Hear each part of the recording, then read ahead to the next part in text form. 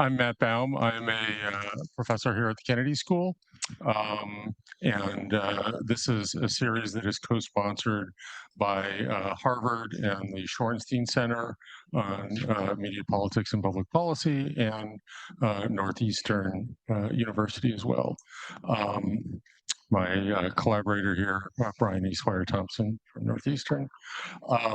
So today we are fortunate to have Martie Haselton joining us. She's a professor of communication psychology and the Institute for Society and Genetics at UCLA, where she directs the UCLA Sex, Gender, and Evolution Lab. She studies human reproductive hormones and their relationship to social behavior, intimate relationships, and sexuality. In fact, recently online, I saw her referred to as, quote, the world's leading researcher on how ovulatory cycles influence women's sexuality. Okay, so the world's leading researcher. Um, she's also known for, well, this was one of the places that you spoke at. So. She's also known for her work articulating error management theory as an explanation for a range of cognitive biases. This is something that I've been using in my teaching for the past 20 plus years. So I sort of came to know Martie's work through error management theory, which has been really useful in teaching things like misinformation. Her CV lists a ridiculous number of articles, over 100, I think, either published or under review. Lots of awards. She's also author of the book Hormonal, The Hidden Intelligence of Hormones, How They Drive Desire, Shape Relationships, Influence Our Choices, and Make Us Wiser. Her work has been featured in pretty much all of the media, so I won't go through the details. She's been an editor of lots of journals. And one sort of minor factoid, Martie and I were hired the same year in the communications department at UCLA as the first two assistant professors in a brand new department. So I've often sort of every few years, I sort of look at what Martie's doing, engage myself by her, and always sort of feel like that's a fool's errand because she's impossible to keep up with. But anyway, today her talk is Hormones of Women's Sexuality, Information Deficits, Overeager Criticism, and Misinformation, and Why Fixing It is Urgent. Martie, it's all yours. Thank you. Thank you. Okay. Thank you, Matt. That was very kind. And thank you for inviting me. I told you this last time. I hope you don't mind me sharing. I refer to Matt as my OG assistant professor friend. So that I can communicate with my children. So it was, I mean, I have very fond memories of you being there, even though we weren't able to keep you because you left us for here. But that's okay. I can see the appeal. So broadly, I study human reproductive psychology. And so that is all the gizmos in the head that guide us toward reproductive opportunities, including sexual opportunities, which are undergirded by sexual desire and other considerations, of course. And the ways in which our psychology helps our bodies morph and change depending on the kinds of tasks that we are faced with. So I got into this doing the basic science of hormones, behavior in humans. And I recently began, and so there was a decade and a half, it was a decade and a half before I discovered that this was sort of a side project, quite innocent side project. It was a decade and a half before I discovered that this was pretty controversial territory. I'd gotten away with a lot without getting in much trouble, and then the troubles began. I'm going to tell you a little bit about that. Okay. And what I'm going to talk to you about today is in part because I'm writing an annual review of psychology paper. And in the course of writing that paper and wanting to write about these different kinds of sexual and reproductive issues that women face and do a decently comprehensive job, I found out that there's a lot of gaps in the literature. And there are gaps in the literature that exist for women, but they don't exist for men. And so I wanted to document that and then try to figure out why. I don't have definitive answers for why, and so that's one of the reasons I'm happy to talk to a new audience, because I'd like to hear your feedback.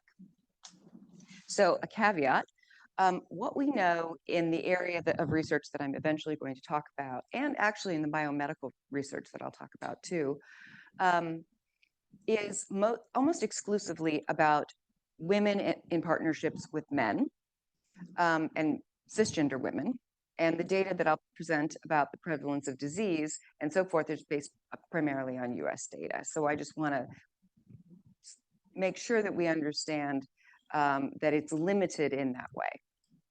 That things are starting to change, especially in the specific subfield that I'm in, looking at hormones and behavior, with incorporating more data from different sexual orientations and from non-binary individuals and so forth. So that's going to be a rich set of very interesting findings as they emerge.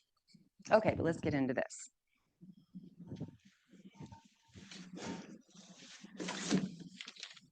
Is my thing gonna work? Maybe not. That's okay. I can advance my slides. That seems to be not.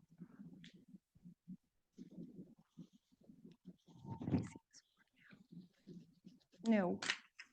All right. So reproduction radically reorganizes women's bodies and minds.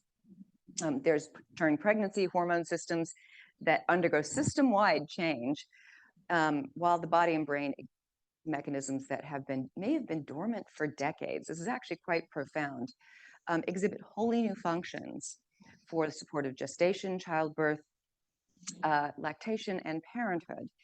Although men do contribute substantially to reproduction, their obligatory investment's minimal, and their bodies need not change at all. Yet women's reproductive biology, including the biology that guides things like sexual desire that I as a psychologist really care about, and reproductive behavior, continues to be understudied relative to men's. So there's a lot to understand,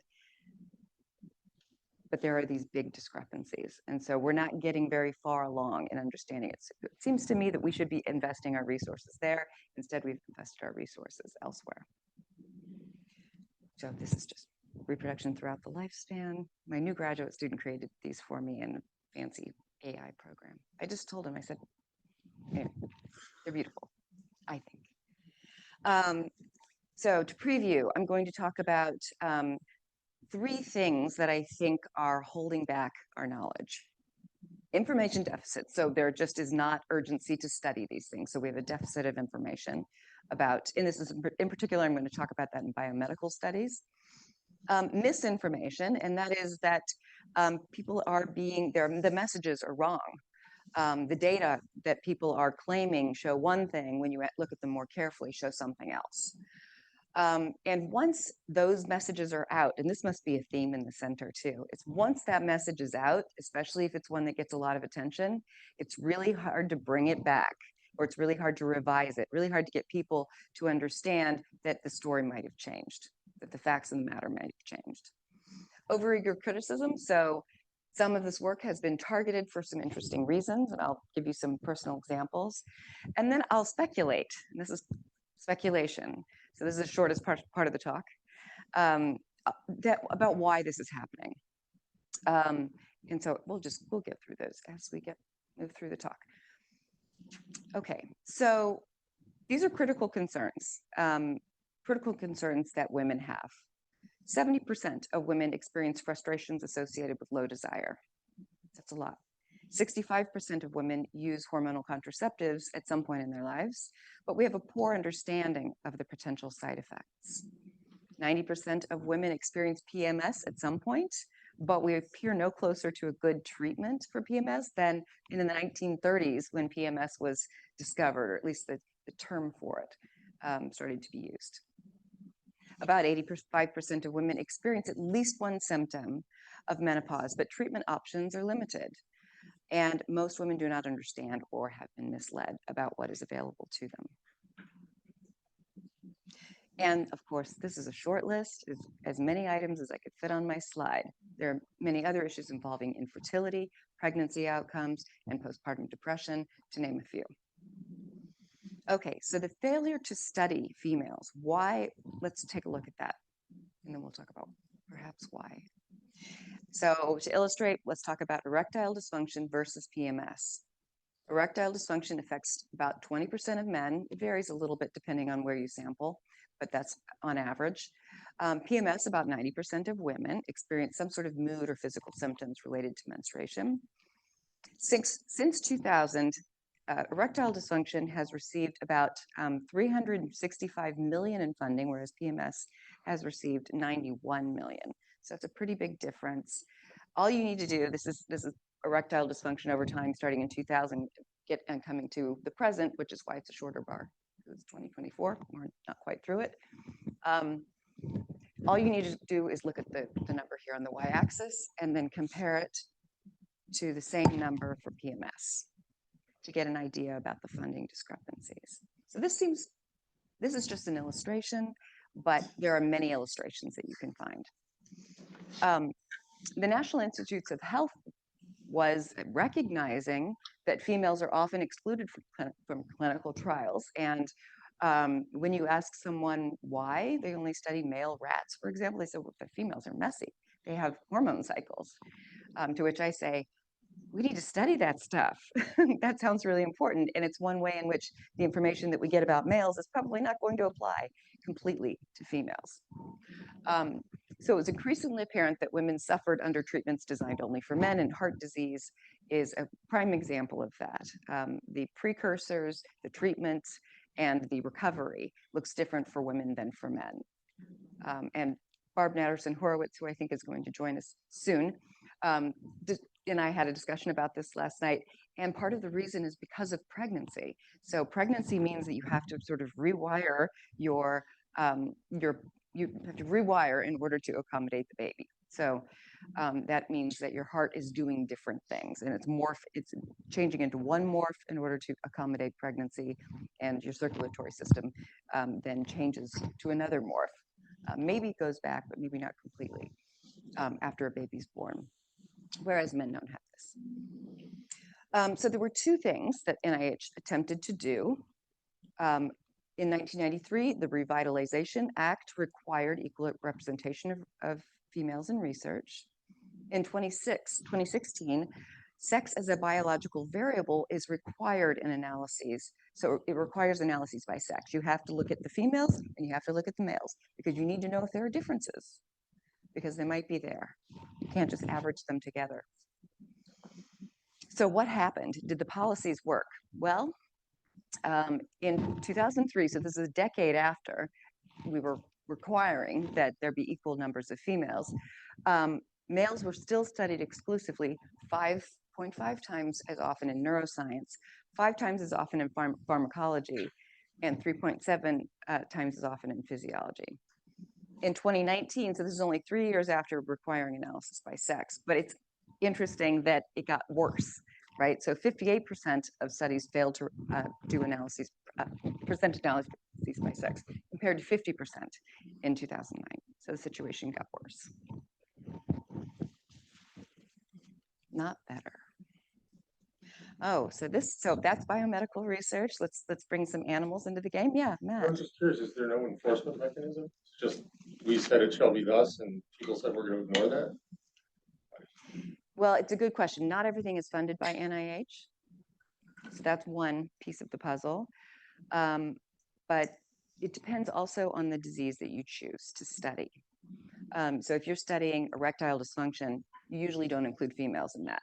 If you are studying prostate cancer, you don't include females. If you're studying uterine cancer, you don't include males. So it could be the topic that people are choosing, because there are exclusions that are permissible in those cases. So that could be part of it, and the other part is that if they're not funded by NIH, perhaps they can do whatever it is that they wish. Okay. So this is not unique to biomedical research. In genital evolution, females are understudied relative to males. Let me just show you what this looks like. So study of female genitalia lags. And we're talking about across species here. And it's not the case, it cannot be the case that female genitals are any less interesting than male genitals, because they co-evolve. right? And so if you get corkscrew penises in waterfowl, you're going to get something really interesting going on the female side of things as well. Okay, so total numbers of studies. There's more and more study of genital evolution or genital morphology. Percentages of studies that study only males has not gone down. It's that black line there. Percentage of studies examining only females is low, and this is both in blue.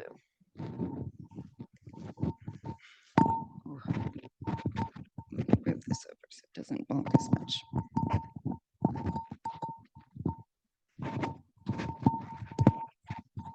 I hope that's just as good. Okay. And you might think, well, is that because it's men who are doing the research and research is me-search? No, it's not. So principal investigator is female here, male here, and then these are the sex of subjects: female only, male only, both. And you can see that female investigators seem to be just about as biased as male investigators.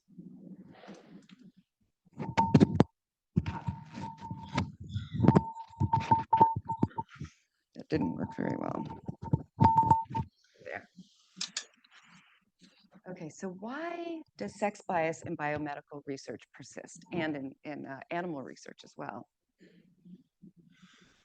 One possibility, there are likely many reasons, and I'll talk about a few more in a moment, but for now I'm going to give you a tantalizing possibility. And that is a different kind of sex bias. So we've been talking about sex bias in terms of who gets studied, but this is sex bias in terms of how we think about the world. And this was a very clever study, collected words from the internet, looked at word embeddings, so looking to see if there was a novel word or a non-target word, but it was embedded with other words that you do know the meaning of, then you can infer something about that target word. Using those kinds of methods, they determined that based on billions of words on the internet, people are equals men. And so when we think about a person, we tend to default to male. This is a recent article. April Bailey's work is work to watch on this. It's very interesting, and I think she's onto something here. These are quotes actually from the paper. She investigated the collective concept of person people, which forms the basis for nearly all societal decision and policy making. I think that sounds like a strong statement, but I think that might be true. And so there were 6 similarity metrics extracted from a corpus of all of these words, showed that the collective concept of person people is not gender neutral, but rather prioritizes men over women. A fundamental bias in our species' collective view of itself. Okay, misinformation. And I'll give you an example. Women have been misled about menopause. And I cribbed this from a New York Times article that had exactly that title. So NIH funded a $1 billion women's health initiative longitudinal study involving many women. And it included a clinical trial of hormone replacement therapy. They planned a 9-year follow-up after the study was running for a while, and it was halted in 2002 because the HRT group, so they were randomly assigned to have have HRT, hormone replacement therapy, or not, have a placebo, had an increased risk of breast cancer.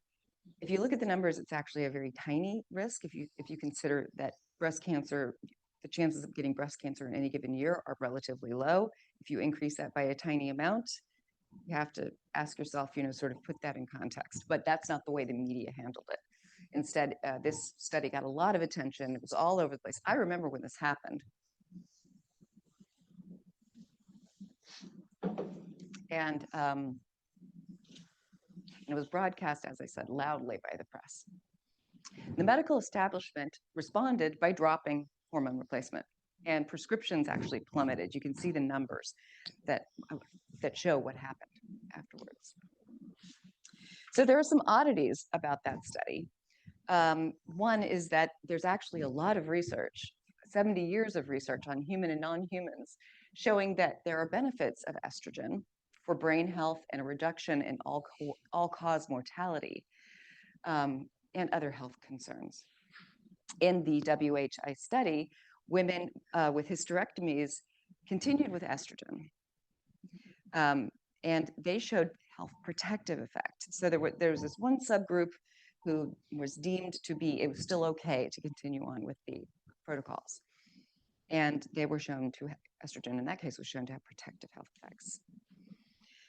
What's weird about the study, another thing that's an oddity, is that participants were in their 60s, so they were well past the typical onset of menopause, which is on average about age 51. They couldn't be perimenopausal, likely not, and could not have any symptoms of menopause. And that's really interesting because, and the reason they did that, I think they thought that they were being clever methodologically, so people wouldn't know if they stopped having hot flashes that they were in the HRT group, as opposed to not. So we're going to administer this treatment to people for whom the benefits would be, who knows, and just look at the health consequences. These women were also, some 50% or more of them were smokers. They were not in very good health. And a lot of the problems that were observed in the study were observed in women who were, in their 70s.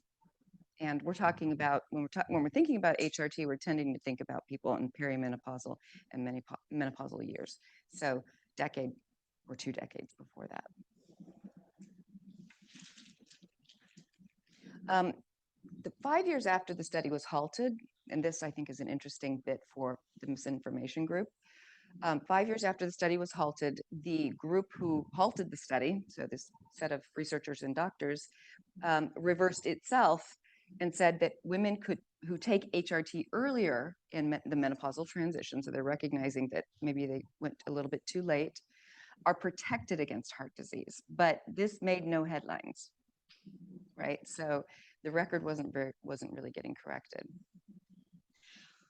So what happens when we actually do think about the benefits of HRT for key issues of concern for women? When bothersome symptoms are the focus, and that's usually what women are going to their doctors to discuss HRT with their doctors about. Yes? When you say no headlines, was that literally like there was no media take up at all? Or was there just not a swell? There was no groundswell. It probably got reported in obstetrics and gynecology news or something like that.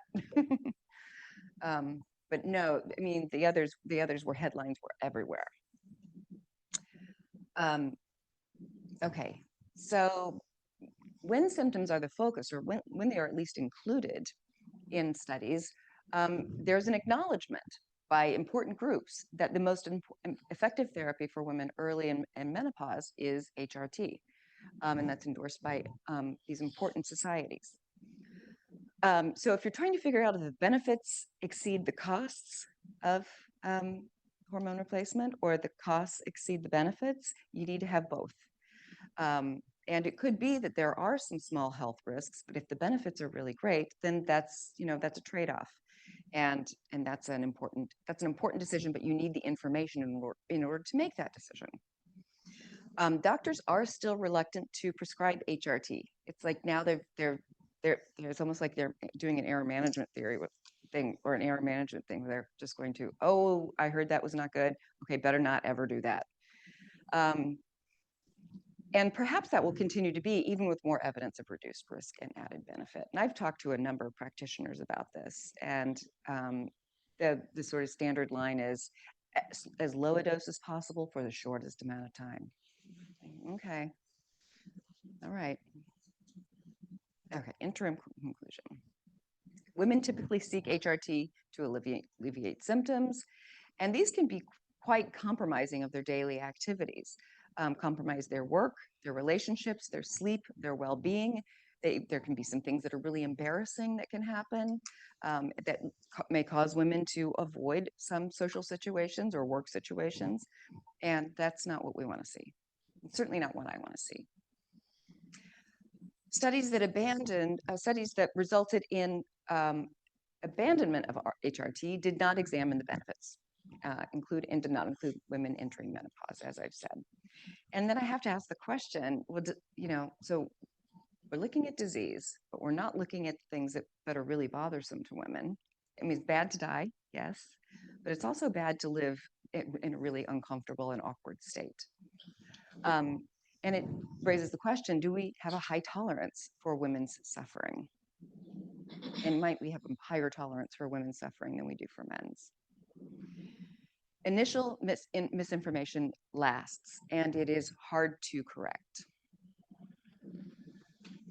Okay, so now I'm going to move on and talk about examples from my work. Overeager criticism. So really, really briefly, I got into this because I doubted the standard view of hormones and behavior for people. You look at hormones and behavior in animals, and it's very clear hormones have clear impacts. You remove a female's ovaries, she behaves very differently. You inject her with estrogen, and the behavior that was once present is resumed. We also don't have what I call classic estrus. So hamsters will only have sex when they are in the fertile window within their cycles. So they have cycles, a small window of time is the fertile window. They will only have sex at that time, and in fact, are perhaps only physically capable of having sex at that time because they grow an imperfect membrane across the vaginal to wall off the vagina, in essence. So there's a tight link between sex hormones and reproduction. We don't look like this. We have extreme extended sexuality, meaning that we have sex at all kinds of non-fertile times, including non-fertile times within the cycle. We have sex during pregnancy, in the postpartum, before we're physically mature, and in menopause, of course. So the idea from this was humans have been emancipated from hormonal control. And that doesn't sound right to me. Because it is only at high fertility that sex can result in conception. So for me, thinking about women's reproductive psychology, that there wouldn't be inputs that have to do with your hormonal state that would perhaps change your behavior, guiding you toward good reproductive opportunities, maybe steering you away from bad reproductive opportunities, but contingent on your fertility within the cycle. So I really wanted to see if this was right, that that we'd been emancipated from hormonal control, and if anything, we had just a small residue of hormonal effects. So this is the question: do women possess an estrus-like phase? This is just menstrual onset here. This is a 28-day cycle, day of ovulation. This is the fertile window. So a woman can become pregnant on the few days before ovulation, in essence.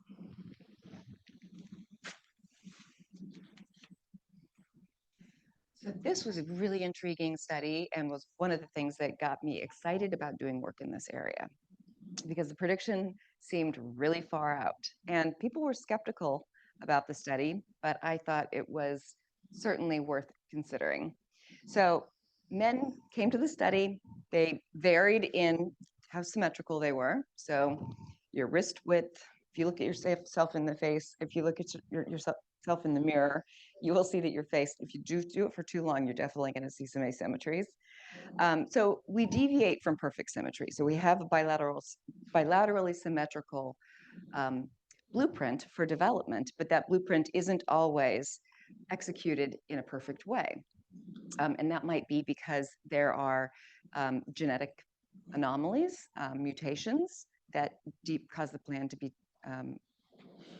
changed or fail to execute the plan. And also because we might encounter things in the environment and those throw us off. But if we have protective genetics, and if we did throughout our ancestral history, it really doesn't apply to human populations at present. We're really thinking about what would have happened over our ancestral history that would have formed the mechanisms that we have in our minds now. But deviation from symmetry is thought to be an indicator of ancestral genetic quality. And this is also based on abundant non-human animal research.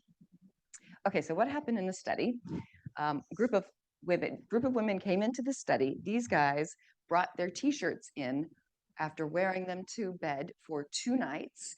There were all kinds of protocols to make sure that it was just natural body odor and not anything else, like pungent smells from foods that they had eaten, stinky pets or girlfriends, that kind of thing. So these guys come in, bring their t-shirts, they get frozen in the freezer. All the women come in for a smelling session. The t-shirts come out and they rotate around and rate the t-shirts for how sexy they smell and how good they smell. And the finding was that only in women who were in the high fertility window of the cycle did they discriminate in their scent attractiveness ratings between low and high symmetrical men.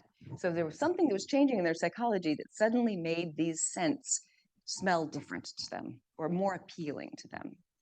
And I thought that was really interesting and definitely worth following up on. That finding has been replicated a number of times. So it may be a pretty robust finding in this area. So this is the idea. So this could be a cue of ancestral genetic quality. And if a woman in the fertile period might evaluate this differently, because that is a time when she could become pregnant and that genetic material could be passed to her offspring. And that is especially true if all the man is offering is genetic material. So if it looks like it's going to be a short-term encounter, then women's preferences for attractiveness go way up. And that's in general, but I would argue it's also true at high fertility. So when fertile women elevate their preferences for putative indicators of ancestral genetic quality in their own partner or in others. This is some of the research that we did. This was one of the headlines. Sexy, not sensible is the trait fertile women love most in their men, research finds. What did we find? We found that women were more attracted to men who were not their own long-term partner. Extra pair men is the jargon, more attracted to extra pair men on fertile days of the cycle, but only if their partner was not very attractive. Yes, I know that finding sometimes makes people squirm in their seats. And I've been talking about it for a long time because we documented it a bunch. So lots of papers. I have highlighted this one because I'm going to talk about it. This is a replication paper. Okay, and so this is the replication. It was published in 2018 in JPSP, so that's a very good journal, got a lot of attention. Good methods, so lots of women, and women were followed over time, so they could serve as their own controls. You could compare within each woman, and so that gives you a lot of statistical power, which had been a problem in some of these studies in the past. This is from the author's conclusions. No evidence that sexual desire shifted more strongly among women who deemed their partners less sexually attractive. Okay, so they're talking about me there. However, we found no evidence for moderation. So they're just saying the same thing. No evidence for moderation effects in our more inclusive. So they did a variety of analyses. Could not replicate previously reported moderators. So they were affirming this very strongly. Well, and it got picked up by the media. And I'll show you what that looked like. This was in Slate, The Wax and Wane of Ovulating Women's Science. Evolutionary psychology has long been mocked for its weird obsession. I didn't know about either one of those things with the menstrual cycle, but at least a sliver of that work is held up to scrutiny. Thanks, Daniel Engbar, for that. He said that this was this year's, referring to the Arslan paper, this year's incineration of its core results. So stating this very firmly. Tweeted it, there are few fields of research more reviled and dismissed than the evolutionary psychology of ovulating women. Much of the garbage has now been cleared away by replications, but surprisingly, a few important findings remain. So he was willing to acknowledge that maybe women feel increase in general desire, like maybe they find their partner more attractive, have high fertility, but not this. No, ovulating doesn't tempt women to cheat, right? So he was picking up on that non-replication finding. He interviewed not a single woman, certainly not me, for this piece, but he quoted lots of men. let's take a look at the data. So these are the data from the Arslan et al. Study. A negative t-value replicates that finding that we documented before. So it replicates that moderated effect of cycle. So cycle predicting for high fertility, predicting increase in extra-pair attraction, but only if partner is less attractive. So it's that moderated cycle effect. If it's negative t-value, it's in the same direction. And one of the things that I thought was nice about the work was they looked through the literature and actually consulted a variety of researchers too, including talking to me, about how male attractiveness had been evaluated, measured in the past. And so you can look at somebody's physical attractiveness. You can ask them how attractive would they be as a short-term mate to another person. You could subtract those things so you get more of a pure short-term attractiveness. You can control for long-term attractiveness. You could say, okay, well, how much more attractive is he or sexy is he than you? And what they found was consistent here, looks pretty consistent to me. And this is an anomaly. This looks weird, right? Because why would these measures, which are typically correlated, why would this effect flip?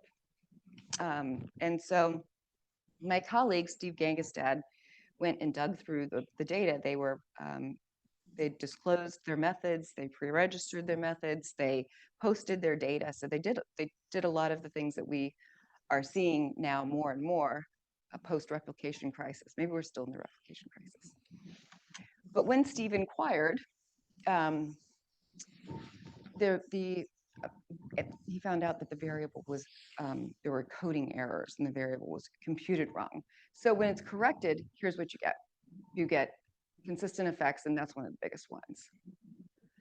Now, no evidence. I mean, even the previous slide, I don't know why you would say there's no evidence. I'd say it's weird, but it doesn't look like no evidence to me, Matt. They calculated the top four and then the fifth and then just ignored the top four, or did they not calculate the top four?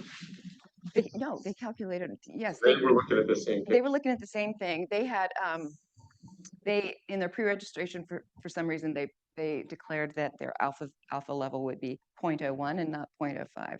Even though it's a replication, that seemed weird to me. And so they were able to say, because the overall effect was sort of almost there, but instead it was no evidence. So it seems pretty motivated. That's one thing. And it also, I have to wonder if you're in your data set and you get the result that you like, it's sort of like reverse p-hacking, then you don't scrutinize it very much. Okay, so what happens if you make a pretty picture out of this? Here's what it looks like. So this is the interaction effect. This is conception probability. You can change day and cycle using actuarial data into conception probability. So each woman had a conception probability. And then these are her extra pair interests. Relatively attractive partners. So this is 2 standard deviations above the mean. It's flat, no detectable fertility effect. So it's also lower, but there's no fertility effect. Whereas for women with relatively unattractive partners, there is a marked fertility effect. And I mean, even with an alpha level of 0.01, we reject the null here. I don't think we should be doing strict binary choices anyway. I think we're kind of getting beyond that. Okay. And these are not small effects. I'll show you in just a moment. Oh, so what happened? I didn't get a sorry. I'm sorry. I didn't get a note in the mail. It said sorry. And there was a response paper, but it didn't even include an oops. It was instead of sort of argued around all these finer points, and concluded still that it's mixed and uncertain. And they did some new analyses that were claimed to support that. And they said, crucially, we need more data on the matter, by which they meant we need pre-registered replications. And so here's one. And Steve Gangestad gave me permission to out the data prior to the Human Behavior and Evolution Society conference, where I expect these data to make a big splash, because there have been discussions about this over the years. I had no idea when I documented this that anybody would even pay attention to it, and then it turned into this, dubbed the cycle wars at one of the conferences. So it's a pre-registered study of 258 women. They were recruited from Prolific, but they then did 30 consecutive days, and they did some hormone tests with them too. I'm not going to show you the hormone data, but they're nicely complementary. And they found the same pattern, right? I know, wow. so we reanalyzed the data, still not convincing perhaps to some, but then there's this. And the effect sizes are interesting to me too. So unsexy partners increase in extra pair interests as conception probability increases. The effect size here is 3/4 of standard deviation. Sort of difference is huge in psychology, and it compares to a 0.5 to 0.8 D in Arslan et al. So those are actually really consistent. And then same thing here. Not a big effect size, also not a big effect size. So we'll see what happens. I'll be curious to hear.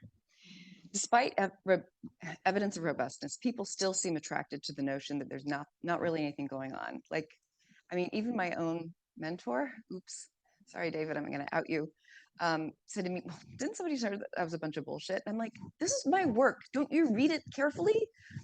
And that's one of the problems, is that people don't read the work carefully. That something comes out, it makes a splash, and then it doesn't get looked at again. So this is another example. I'm going to speed through this really quickly. There was a frenzy of work, including a lot of one-off quirky studies that looked at mate preference shifts. So what particular traits are women particularly liking on high fertility days of the cycle? What's contributing to this? Like what is sexiness that is driving this? And a meta-analysis seemed warranted, so we did it. I don't recommend doing a meta-analysis unless you have a lot of support and a lot of time. The key finding was consistent with there being an upward, though modest, upward shift in women's preferences for these putative indicators of ancestral genetic quality, things like scent of symmetry, facial masculinity. This one's been debunked pretty thoroughly now, and it looked funny in the meta-analysis too. Body masculinity, behavioral dominance, and some other stuff. And we did a lot of things. We used a very inclusive analysis. That's what I'm presenting to you here, where we even included the quirky one-off studies. Like my favorite is one where men show up to the lab with their hairy chests intact. They get their torso photographed, and then all the hair gets shaved off, and they get photographed again, right? Great methods, great comparison. And I can't even remember which way the prediction was, because it seems to me that you could kind of go either way with it. So this is a quirky study for sure. But one of my favorite trivia bits about the study is that the men who participated, who provided the stimuli, were all compensated with a bottle of vodka. So to get your hair, get your chest shaved and get a bottle of vodka. Okay, so we documented that in unpublished data, so we had to go and beg colleagues for unpublished data in order to try to rule out something like the file drawer problem. We anticipated a critique. We knew this was coming. So the literature is particularly prone to experimental degrees of freedom.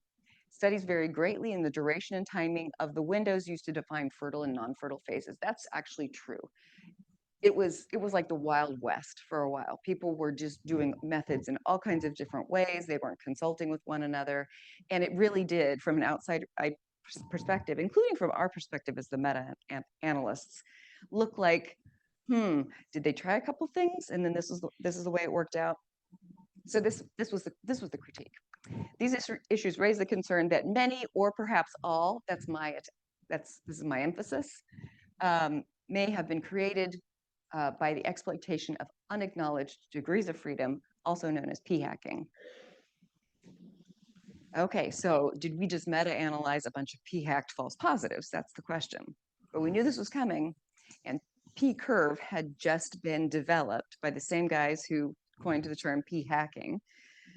I won't go through the details, but I'll show you what you would anticipate.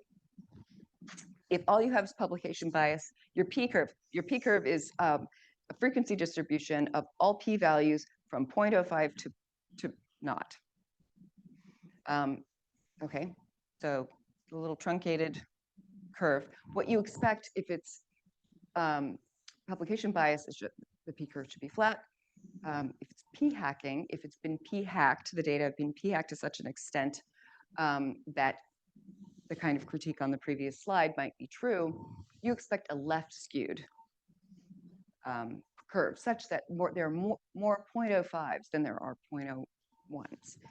If a finding has evidential value, if a set of research, at least there's some good stuff in there, maybe there's a couple of studies that are not so great, but what we expect is a right skewed p-curve. And what did we find? We found a right skewed p-curve. Did we get a note from anybody that said, oops, sorry, we were wrong? No. Instead, I would still hear, didn't somebody say that was a bunch of bullshit? So once the effect's name has been sullied, it can't be brought back. Or once bad news is put out there, in the case of the Women's Health Initiative study, it can't be sort of walked back. Okay, so what do we conclude about this? So that moderation by partner attractiveness, that's probably there. Other effects, some replicate, some don't.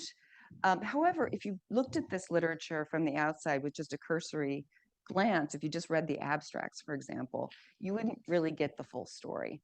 You would need to critically evaluate the evidence in order to make a call on this. And what do people do? They don't really do that, unless they're very invested. So is it over-eager criticism? Well, it seems to me that there's a lack of scientific humility in reporting that something doesn't exist. And asserting the null is actually common in some of these replication studies, which, if you took statistics, you may remember that this is a no-no, this is a problem. There are lots of reasons you can get a null effect. Only one of them is that there is no effect. The lack of apparent interest in correcting the record is also suggestive that there's some motivation behind this critique. Outcomes are good and bad. Good, cleaning up the literature, absolutely. Scrutiny is good for pointing out problems. Good also, improved methods and protocols. So there did, after the Wild West phase, we reined it in, to use the same metaphor, I suppose, and there were some methodological standards that we recommended. If you want this much statistical power, you need to use this kind of, and you're using this kind of method, you need this number of subjects. If you want this much statistical power, and you want to use a different method, then you need perhaps more subjects. So we've got recommendations there, and people do seem to be using those recommendations a lot. So that's good. Bad, this hubbub has probably set back progress in this area by 6 to 10 years. I don't think that's an exaggeration. Cleaning up, and why? Because there's been so much effort. How many hours did Steve Gangestad spend sleuthing in the data, and would anybody else have done it? I don't know. So cleaning up the misinformation and dissuading people from being involved in the work.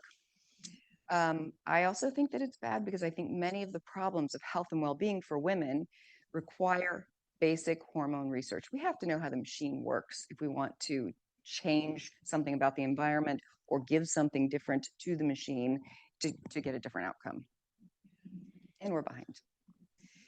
Okay, so why has there been slow progress and controversy?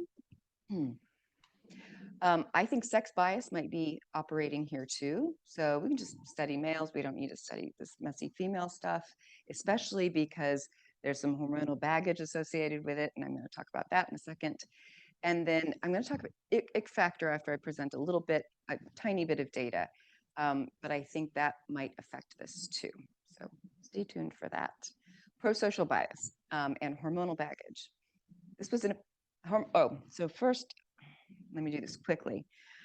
This was a study from 2012, and the finding was that single fertile women preferred Obama to Romney, and married women preferred the opposite. So this was during the Obama versus Romney election.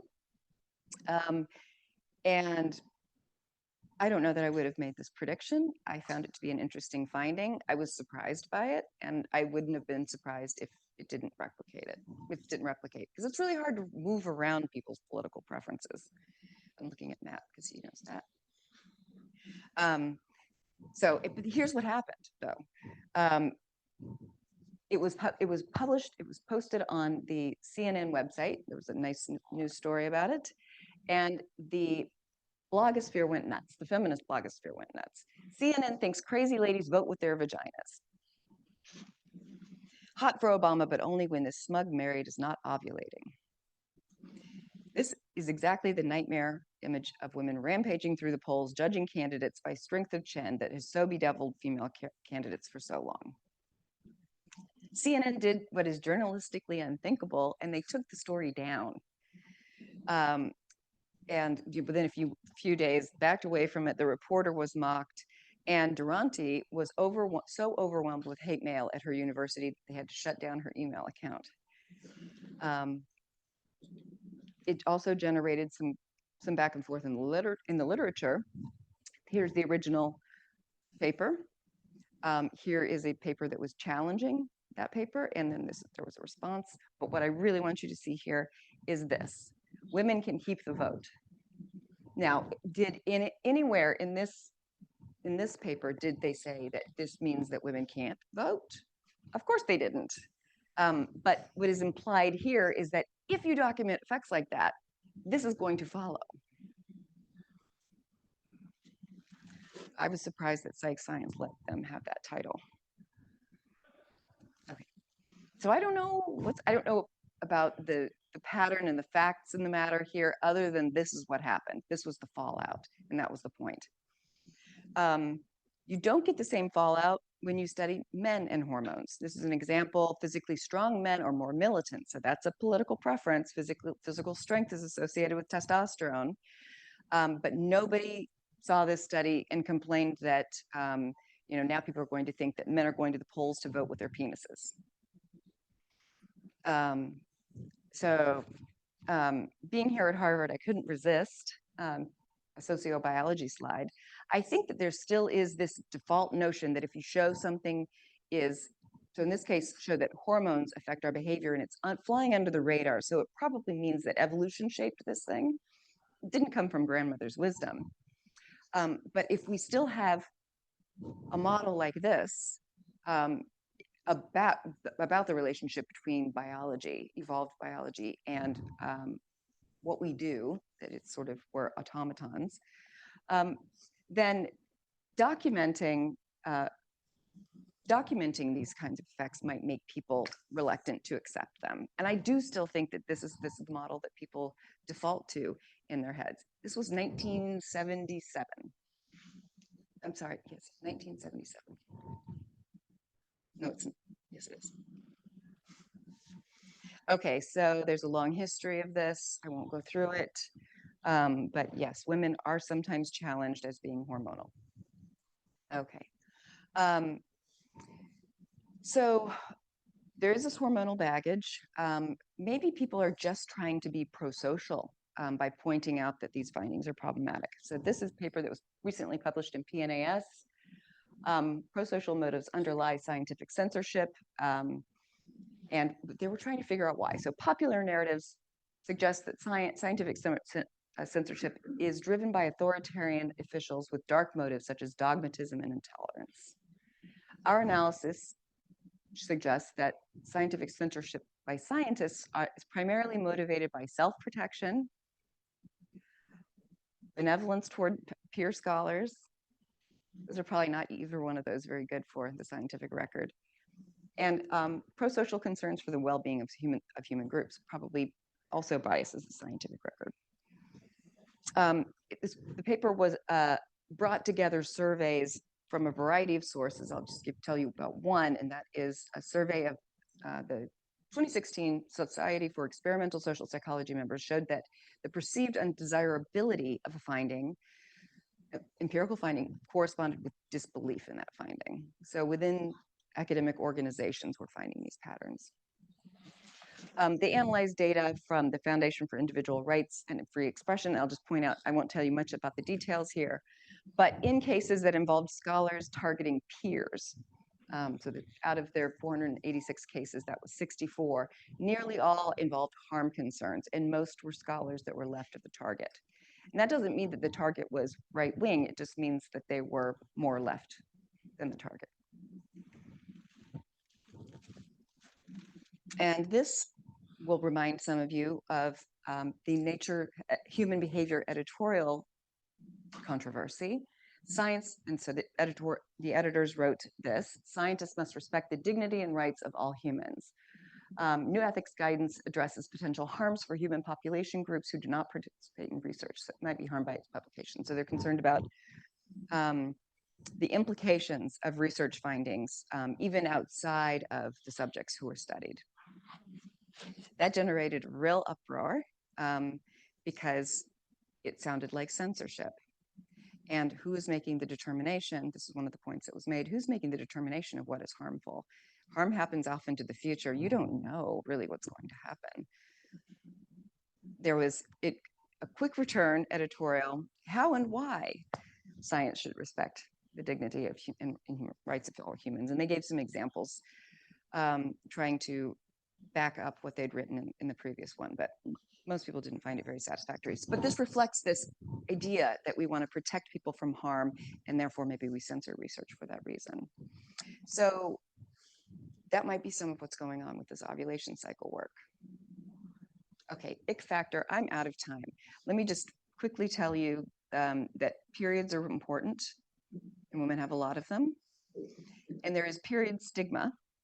That is that a lot of people think that they don't want to talk about periods. They think it would be like terribly embarrassing if a woman had blood on her clothing because she didn't have protection and she got a surprise period, and so forth. So menstrual stigma exists. We were trying to figure out how to explain individual differences in menstrual stigma. So we thought disgust might be part of it, right? So we've got blood. Maybe it's just about the blood.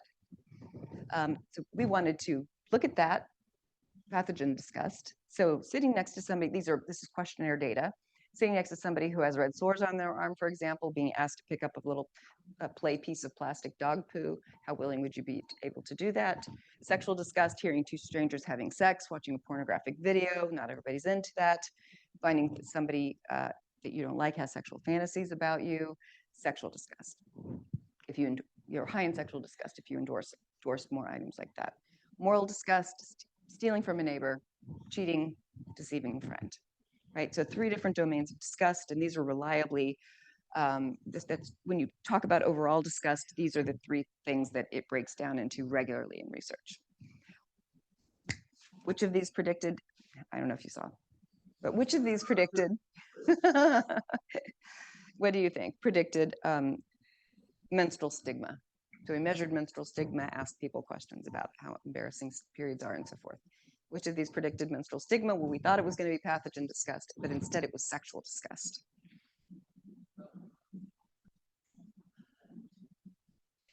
So why? So disgust about periods, it does not seem to be about pathogens in blood. So this is our speculation. Women's bodies are sexualized both by men and by women themselves. And when women do not display cues of fertility due to menstruation, so menstruation is a very clear signal that a woman is not in the fertile period of her cycle, pregnancy, postpartum, the onset of menopause, etc., might those also elicit sexual disgust? Well, we'll find out. Okay, so the whys of the why don't we know more about women's sexual well-being? Some combination of these factors might explain any of the phenomena that I showed to you. So sex bias and prosocial bias together, maybe with a little bit of ick factor and maybe with a little bit of sexism, might explain some of the pushback that we've experienced. And sex bias, And sexism and maybe ick factor explain some of the biomedical discrepancies between males and females. So we're exploring these right now. Like I said, this is the shortest part of the talk because we're trying to figure this out.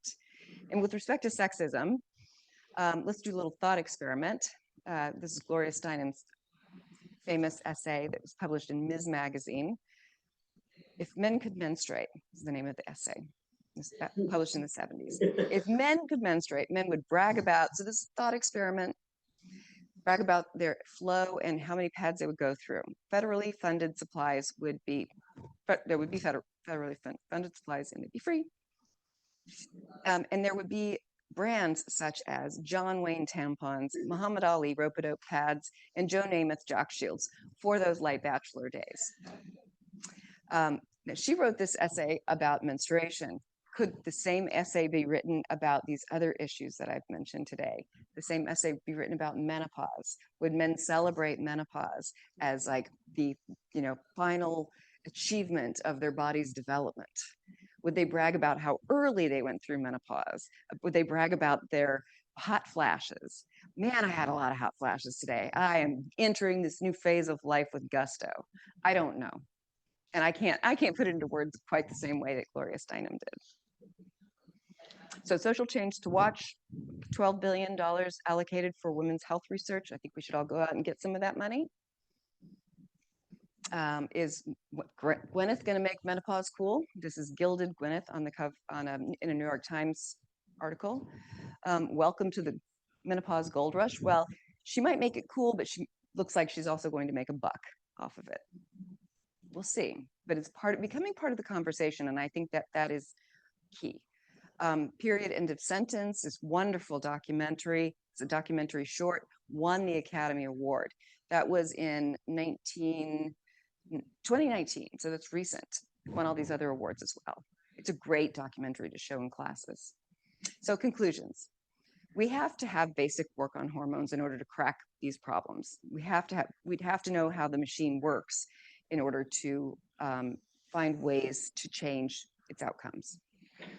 So low desire in women, effects of hormonal contraception, menopause and hormone replacement, and a lot more. We also need the clinical work and much more of it. And call out low levels of funding for issues of particular concern to women. These are my graduate students, Lauren, Claire, Cece. David Pinsoff is a former graduate student who also hangs out with sometimes. And this is Eli Acevedo, who's my incoming graduate student, and he made those beautiful images. With that, I will conclude the end.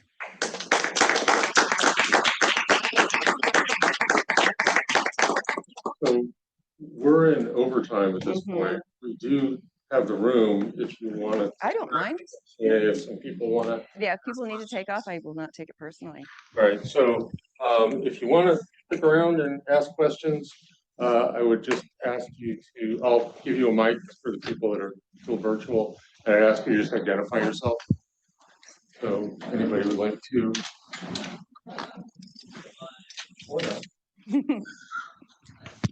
There was one on the webinar. Oh, okay, great. Let's see. Okay, so they asked, what are your thoughts on the recent rise of misinformation online about birth control? Does this go back to your earlier slide showing that 65% of women have a poor understanding of hormonal contraceptives' potential side effects? And what's the remedy here? What's the misinformation? Your thoughts on that? I'm not sure. I'm not sure what it is. General, what it is either. I mean, one thing that's out there is this sort of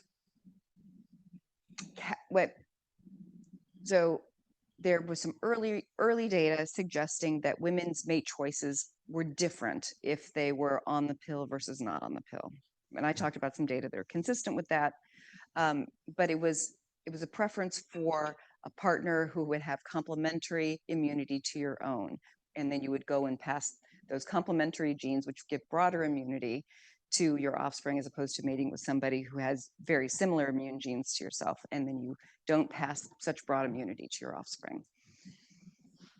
And from that, and there were small studies, they were quirky. I'm not sure how well they hold up to scrutiny. There was a recent meta-analysis that looked at effects of just looking at people's preference for MHC dissimilarity. These genes are called MHC genes. And from that, there was, and this is not very recent, but there were essays written online that said things like how the pill could ruin your life. And there is a lot of discussion about the pill and the negative side effects of the pill. I think that has been coming up more and more, but I think that we need to explore that. I don't know that that's misinformation. So the person, they submitted their question anonymously, but just followed up with a Washington Post article recently. And I'm just quickly looking at it, but kind of some of the misinformation is that like women are maybe blaming their weight gain on the pill. Right-wing commenters are claiming that it can lead to infertility. Testimonials about depression and anxiety. This is just quickly looking at this article, but yeah, the infertility thing, that sounds like misinformation to me. But the other things, I mean, some women do experience that. That's why women try different pill formulations, and they sometimes won't ever land on the right one. They just don't like the side effects. And when I say side effects, I'm talking about more the like physical side effects. The psychological side effects we still don't really understand very well. Carol. Hi, thank you. I'm sorry. Hi, I'm Carol Hooven, and my focus has been on testosterone, and this is such an interesting talk, so thank you so much. I'm curious about how your department has responded to the trials and travails that you've been through, if you felt supported by your department, or if there were any difficulties inside your Yeah, institution. that's a great question. My book Hormonal came out in 2018. If it had come out in 2021, Mine did. when yours did, I think I might have gotten a very different response. My colleagues have been generally very, very supportive, in part because when this work is controversial, it gets attention. It's annoying attention in a lot of cases because you have to then go and dig back through the data and do the P-curve analysis and anyway. So it's just there are things that you do, but often they boost the science, but sometimes you're just going back and cleaning up messes. So sometimes it's a pain, but it does bring some notoriety to the research. Yeah. And I think that so there's generally been support. Marty, for those of us not quite inside the church, can you explain the difference between 2018 and 2021? Well, my book came out, Hormonal came out, which was a popular press book. I got that part. Yep. And Carol's book on testosterone. And you can read these two books side by side. In fact, I assign chapters to my students, some from Hormonal and some from T.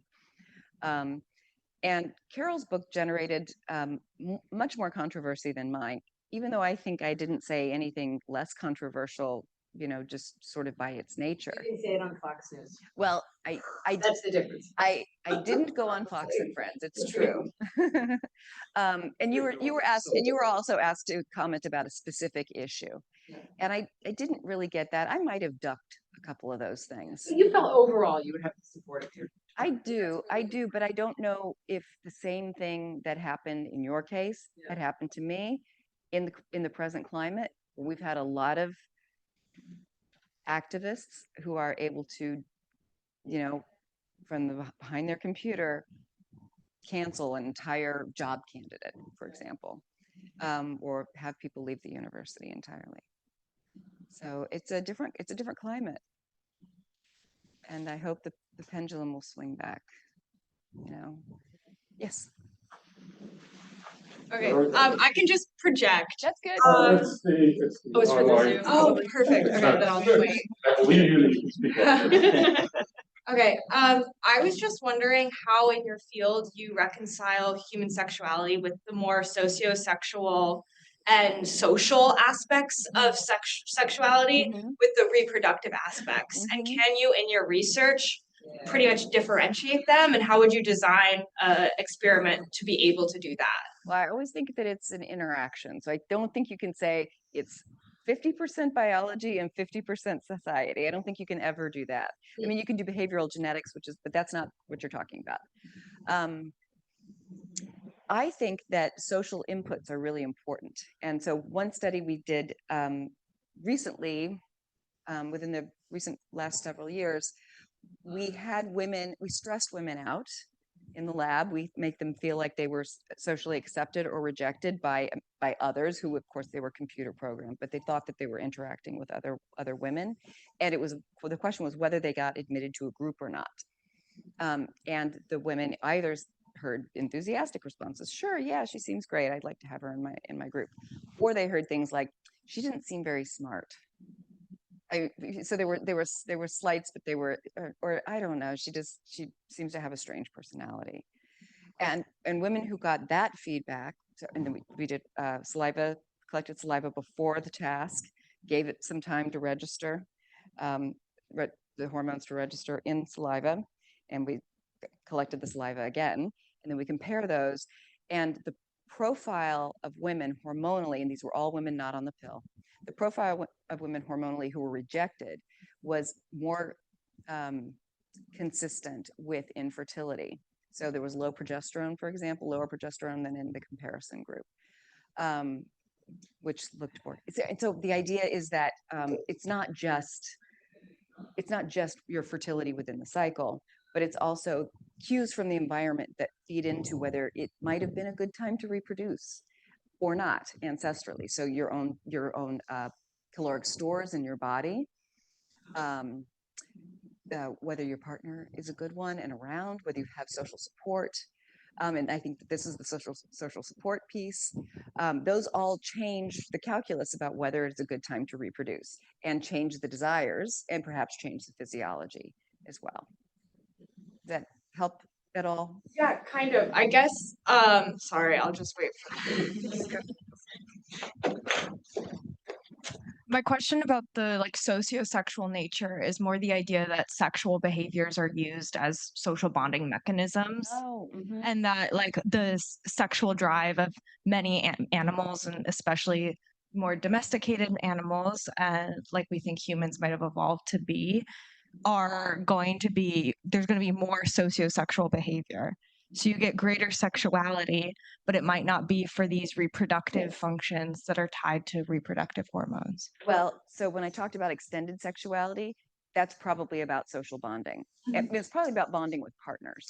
Yeah. Now, broader sociosexual behavior, that really, we're just sort of on the cusp of beginning to explore that. I say we, talking about the field, not me in particular. But I think it's a very interesting idea. But I think that's largely what extended sexuality is all about, and why we have it.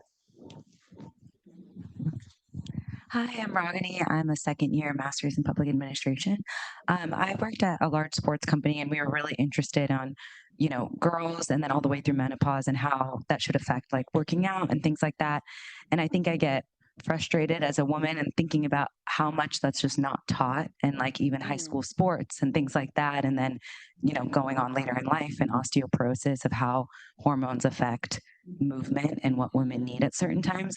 I just was interested in how do you see it changing within these more elementary, high school, middle school in the US, or how do you see some of the conversations about hormones and it affects maybe at colleges or something like that? I think that would actually be a really interesting test case to see, because sex ed is opening up and broadening a little bit, but I don't see any. I just reviewed the curriculum because I've got 15-year-old boy-girl twins, so they just sent the curriculum. I'm like, I'm going to take a look at this. It was pages and pages and pages and pages, but there was nothing like this. The closest thing to a sort of refreshing new thing is more talking about relationships, and that seems welcome. So sex ed is growing and evolving, and perhaps as part of a sort of lifespan health, we'll get there. But I think right now, what's the focus is all about getting pregnant or not getting pregnant, making sure that everybody's safe, and consent processes are decent, and so on. I would like to see more of that, absolutely, but it's not happening yet, as far as I can. And my kids go to a public school in Southern California, so it's probably going to happen there first.